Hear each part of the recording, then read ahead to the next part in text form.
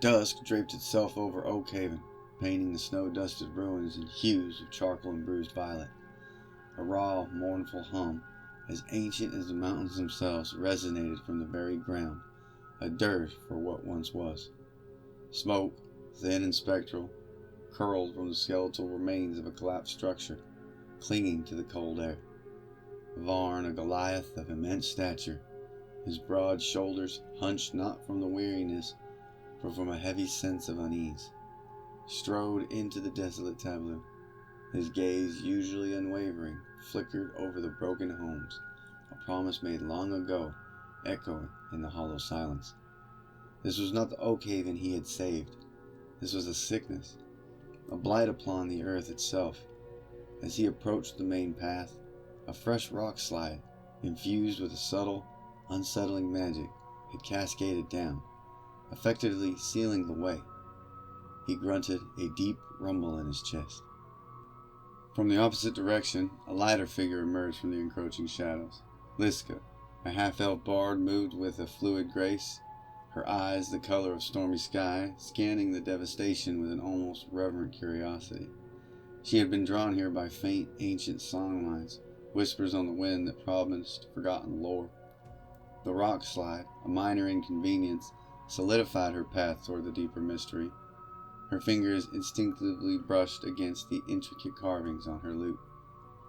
Their paths converged near the newly fallen stones. Varn's eyes, accustomed to the raw majesty of the mountains, briefly assessed the half-elf. "The path is blocked. A new way must be found."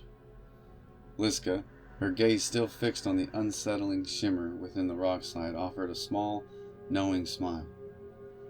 And perhaps a path to a deeper truth than simple rubble. She gestured towards a narrow, shadowed opening in the cliff face. The gorge beckons, does it not? I feel an older melody, calling from within.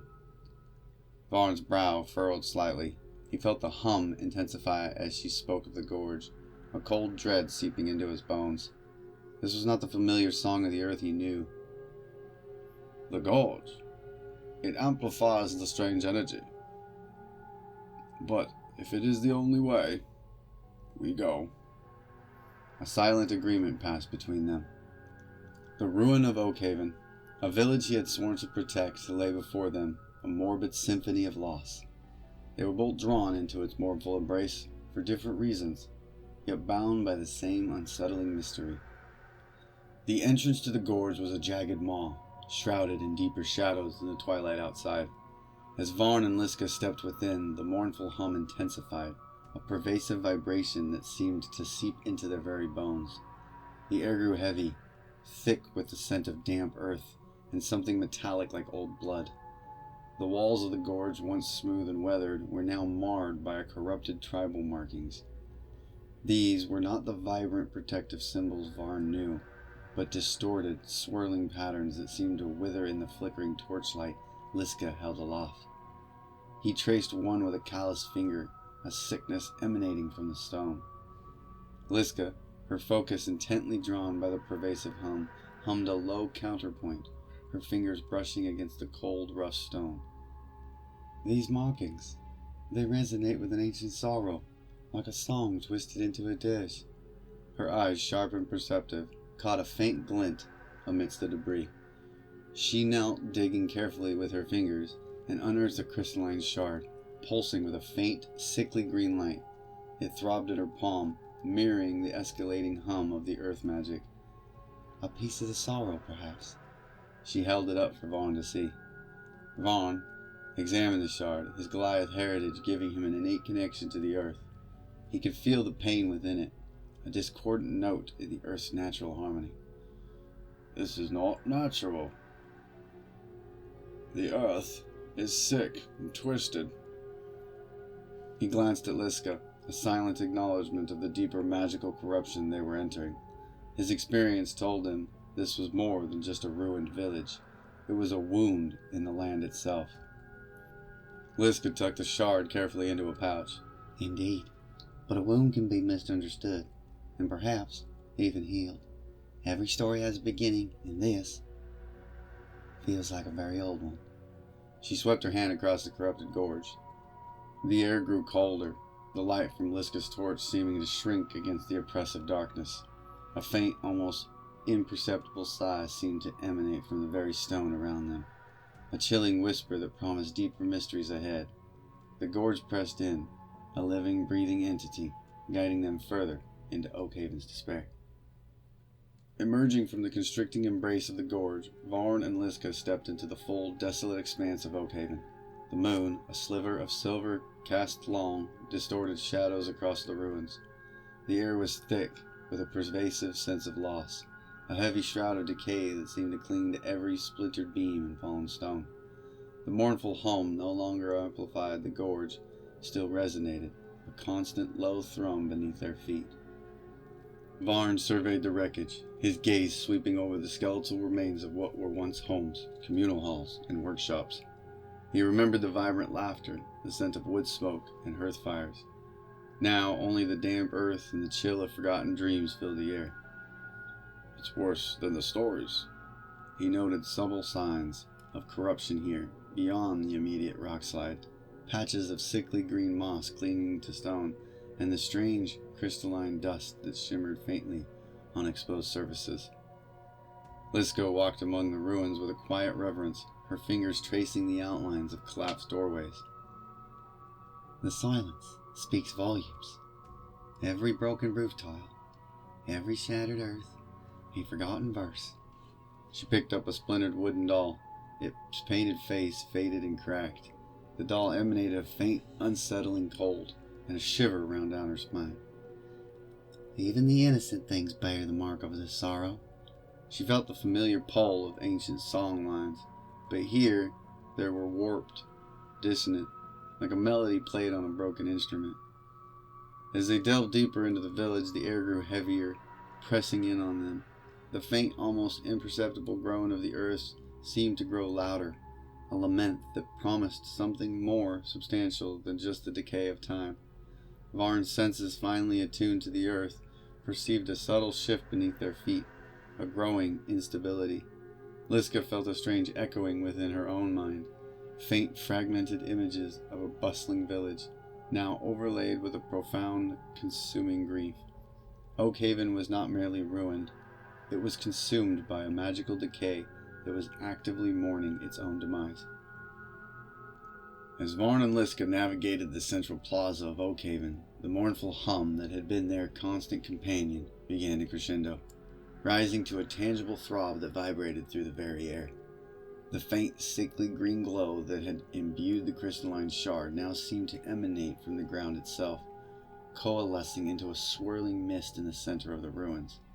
Slowly, agonizingly, the mist began to coalesce, forming a spectral, distorted figure. It shimmered with an eerie, sickly green light, its form vaguely humanoid but twisted, elongated, and racked with a palpable sorrow. This was not a creature of flesh and blood, but a corrupted echo, a manifestation of the land's pain.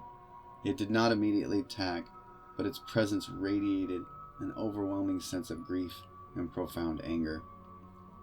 Varn instinctively placed a hand on the hilt of his great axe, his gaze unwavering on the spectral entity. This was no mere beast, it was a perversion of the earth's spirit. It is the source of the sorrow. He felt a deep, unsettling sadness emanating from the spirit, a primal ache that echoed in his own being. His Goliath traditions had profound respect for earth's spirits, and this one was clearly suffering. Liska, however, lowered her lute, her eyes wide with a mixture of apprehension and wonder. It's not merely sorrow, Varn. It is a song of betrayal, of being forgotten. She could almost hear discordant whispers weaving through the hum, fragmented melodies of ancient oaths broken. The crystalline shard in her pouch pulsed a faint echo of the spirit's distorted energy. It cries out like a wounded melody. The spirit's form solidified further, its features momentarily sharpening into what could have been a mournful face, before dissolving back into shimmering and green mist. A chilling wail, laden with ancient grief, echoed through the ruins. a sound that seemed to pierce through bone and soul alike. It pulsed with desperate energy, a silent plea for understanding or vengeance. Both Varn and Liska felt the oppressive weight of its despair, a clear sign that this was the heart of Oakhaven's blight, a sentient sorrow that demanded to be addressed. The wailing earth spirit, a shimmering mass of sickly green sorrow, pulsed with renewed intensity. Varn, his instincts rooted in the ancient ways of his people, took a step forward, his hand outstretched in a gesture of truce, not combat. Spirit of Oakhaven, we mean you no harm. We seek only to understand your pain. He focused his will, attempting to reach out to the tormented entity through his connection to the land, trying to discern the source of its distress, to separate the raw grief from the corrosive anger. He felt a backlash of sharp, emotional fragments, images of betrayal, of being hidden, of a vibrant life choked by darkness. Liska, recognizing Varn's unique approach, instinctively unslung her lute. She began to play a soft, restorative melody that wove through the spirit's mournful wails. It was a tune of remembrance, of ancient peace, attempting to soothe the raw edges of its suffering. As her music filled the air, fragmented visions began to ripple through the shimmering form of the spirit like reflections on disturbed water. Liska saw glimpses of Oakhaven's past, a verdant valley, a bustling community, a sacred ritual involving a glowing, crystalline artifact being carefully, almost reverently, buried. Then the images twisted, shadows encroaching, a foreign influence, and the artifact's light dimming, turning sickly green. It shows us its memory, a sacred stone, buried, and then something else, something that twisted it. She watched, transfixed, as a final, fleeting vision solidified, a powerful, resonant name, shimmering in a language she instinctively understood, though she had never seen it before. It was a forgotten name from her dreams, a melody unto itself. The spirit pulsed momentarily, calming under Liska's song, its wails softening into a low, mournful hum.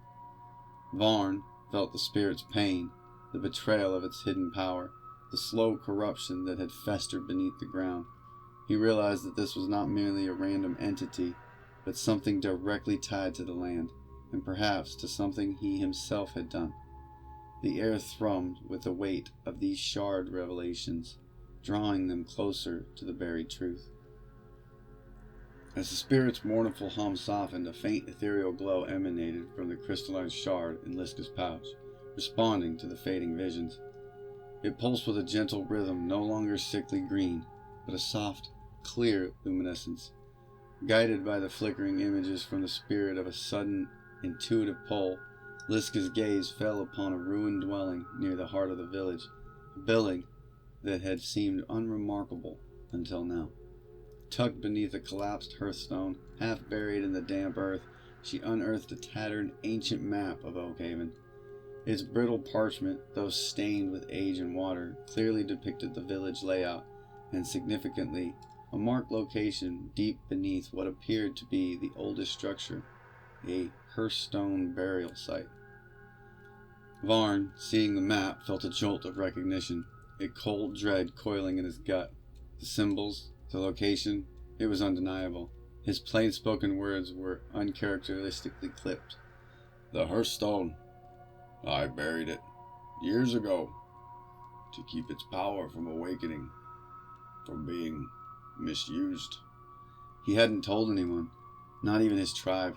It was a secret he had carried, a burden he had believed was for the good of all.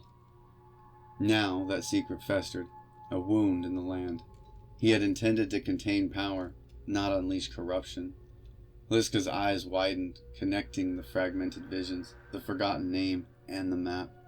Her fingers traced the name on the map, a glyph mirroring the one from her dream. The forgotten name. It's the true spirit in the hearthstone. The artifact wasn't meant to be simply buried, Varn. Its power, its very essence, has been twisted by being contained without its true song. The spirit's sorrow, she now understood, was the heartstone itself, suffering from a forced slumber and external corruption. The implications settled heavily in the air. The mournful hum of the spirit, now muted, shifted, revealing a subtle undercurrent of agony. The corrupted spirit was not a separate entity, but the artifact's ancient protective spirit, now warped and in pain. The crystalline shard in Liska's hand pulsed more strongly, vibrating with the latent energy of the buried heartstone. The truth was laid bare.